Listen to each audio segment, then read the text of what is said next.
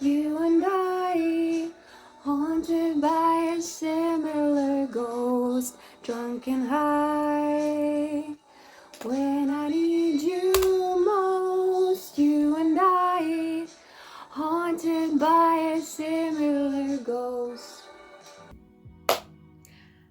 I've been thinking all night, overthinking that is, and I decided to use the benefit of my YouTube channel to let it out because I have a lot of thoughts, and since they encompass various areas of my life, I can't just dump it onto a single person, so there you go.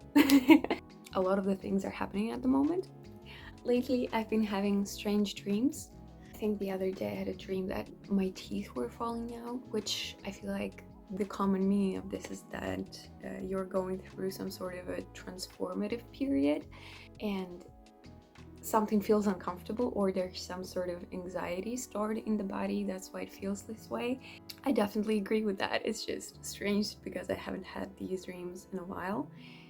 And today was the most devastating of all. Devastating because it was also freaking amazing and an absolute dream. I had a dream that I went to a 5 Seconds of Summer show. The arena was practically empty and it was fully seated. I took my seat. I remember it was seat number 11. And when the boys came onto the stage, they immediately ushered us forward. I stood front row and I sang. Specifically, I remember Close to Strangers, and for some reason they also did No Control. Okay. This was devastating in the best way because I felt amazing, and I remember calling my mom and crying because I couldn't believe this is happening because I didn't get tickets. And then I woke up and it was all just a dream, and now I'm supposed to function somehow after a dream like this. Here's my breakfast. It's caramelized bananas with yogurt and cinnamon on top. The reason I didn't buy a ticket for a 5 Seconds of Summer show, although I really wanted to, is because Louis announced his tour first. So I got the ticket immediately because it's Louis Tomlinson on tour. Five Sauce announced their tour almost immediately, and the dates were so close. For a moment, I really thought about getting Five Sauce ticket as well and going to both shows, although that would have been really strenuous, physically demanding for me, considering I hadn't been traveling in a long time. I didn't end up getting a 5 Seconds of Summer ticket, and now for some reason I regret this, which is weird because I tend to believe that everything happens for a reason, right? And I know all the reasons why I had to go to that Louis Tomlinson show. It was the best show ever, and I met some amazing people. Had the best time, the time of my life. But now I'm also wondering what could have been if I got the 5 Seconds of Summer ticket as well. Or instead. And I'm not trying to sound ungrateful. I'm very grateful that I got to see Louis. This is an insane dream come true for me. It's just that in this period from 2022 up until this year, my favorite musicians haven't really toured much, and I just had all of these dreams and assumptions. Five Sauce were at the very top of my list. Now I'm kind of stuck in the what ifs. Yes, and immediately after the dream, I made a huge mistake because I went on TikTok and I started scrolling through videos from everyone's star tour, and each one made me feel even more melancholic because they're amazing. She's 83 and told her 20, couldn't take her out, mom's got no money, stuff like this that makes me wish that I could change somehow. I am a firm believer that everything is always working out for a reason. There is a reason why I didn't end up getting the 5 Seconds of Summer ticket, and still it will not leave me alone. And I guess it only will when they announce their next album and their next world tour, because I'm gonna be there. For all I care, they could be 50 years old and I'll be 40 and I'll be there. With my kids, with my husband, I'll be there. Yesterday, I got a rejection letter. I started applying to jobs. It did sting a little bit, rather because they rejected me based on a criterion that had nothing to do with my personality. They specifically wrote to me that they really enjoyed my personality and they would love to see me a part of their team, but there was just one little criterion that this job is like supposed to be a mandatory internship from my university curriculum, and it's not, and only because of that I didn't end up getting it. I'm not discouraged, I really am not. It's just, it's a little weird, you know, when you feel like you found the position that you are perfectly qualified for and that you really feel like it's made for you, at least on paper, and then you get such a basic rejection based on a technicality. What can I say? It sucks. But I'm not going to give up. I'm going to continue my search because I have something specific in mind. I just had an insane realization because I noticed that there are like stupid typos in my CV that I don't have any idea how I ended up overlooking. Look, creating thinking. Oh my god, this is so dumb. And maybe this is meant to be, right? Because I'm a smart person. But the wrong people, the people who are wrong for me, they're gonna think I'm dumb and they're gonna leave me alone. Jeez, and now I have a chance to fix this, and maybe the next job that I send this CV to is going to be the right one. So this is without a typo, and those who have rejected me because of the typo, they were not meant to be in the first place. So I'm just deeply protected. I know it's delusional, but you know what? Nothing gets you quite as far in life as delusion does. So I'm choosing that. That is what I believe in. I was just reminding myself that rejection is always redirection, because it is. I have already been rejected a number of times this year, and almost each of them, turned out to be something else in the end.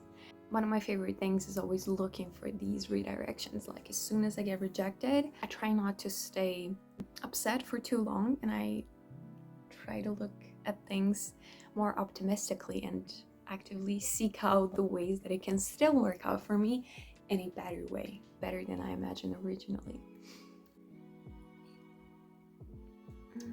I quit my job last week, finally.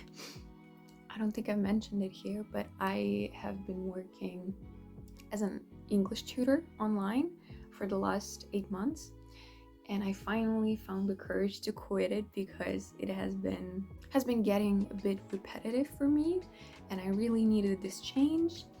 And also I wanted some free time to be able to focus on my bachelor thesis, on exam preparation and everything, so this felt like a really perfect time.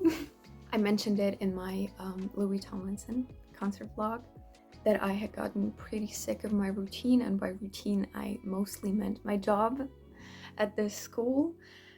I am grateful for this experience and I understand what it gave me. I realized that I have gotten significantly better in talking to people I barely know, through this job, and definitely gotten better at explaining myself and explaining information, communicating generally, which are all the factors that I'm very grateful for. But I also, like, for the past 3 months, I've been feeling like I've had enough, and I'm grateful that I am out finally. I've been really thinking about what kind of job, or I guess what kind of schedule, what kind of routine is going to really work for me, because I haven't been able to figure it out yet. One thing that I dread very, very much is a 9-to-5 in an office. That's what my mom does, that's what my grandma has been doing for her entire life. That's all I've seen, and from what I've seen, this is really not the job of my dreams, and I don't care what I'm doing at that computer, just the mere fact that I'm sitting in front of a computer 8 hours a day, 40 hours a week. God knows how many hours a month. No, this is really not what I want to do with my life, but I have an intention of having fun while figuring it out because I'm still so young and I have so many options to explore, which is exactly what I'm willing to do, which is precisely why I've been applying for different jobs, because I really want to figure it out and see what works for me and what doesn't. Between my very fast-paced internship in Greece and this job as an English tutor online, those just feel like two ends of the spectrum for me. And I know that the spectrum goes very far beyond that as well. I want to land somewhere in the middle. I want to believe that there is a job that is perfectly in the middle of fixed hour, comfortable office job and something more active, more strenuous, that requires you to be up on your feet all the time. I want to land somewhere in the middle, you know what I mean? And two insights that I've had lately: I want a job that is creative, that allows me to create, to produce something that I find meaningful personally, and a job that is going to help me grow into the better version of myself. As noble a profession as it is, being an English teacher, helping people learn English, that is not really my calling for one simple reason. I don't learn anything. I don't grow. I just share my knowledge with people, and it's not challenging me in any way. Or it was in the beginning where I was only getting the hang of it, talking to new people. But after that, I wouldn't say that it's gotten comfortable. It definitely wasn't comfortable. It went in a very different direction than I anticipated it would go. It was still uncomfortable for me to talk to people I don't know that well every day of the week, but it wasn't a good kind of discomfort, you know what I mean? I feel like there are two types of discomfort. One that really pushes you out of your comfort zone and helps you grow and excites you and gives you energy. And the other one is just you realize that it's not for you because that doesn't correspond with your personality type. And as an introvert, talking to people every day, people I, again, don't really know that well, and people who only get to see my auxiliary, extroverted side, which is only a tiny part of my soul, that just didn't feel right. So I don't know what is going to feel right, but I am willing to explore. By the way, I've just finished my bachelor thesis, which I was going to do a separate video on, but now that I'm thinking about it, probably nobody's going to be interested. Yeah, it's just that I have really put my heart and soul into this work over the last 8 months, and I'm feeling really proud of it, but I'm also feeling very ready to let it out into the world because it's been sitting on my computer for the longest time and it's been asking too much of me sometimes, I would say.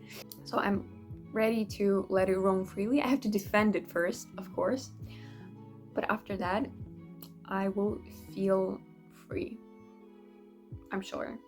One thing I want to say, I'm very grateful that I chose the topic that I was actually interested in.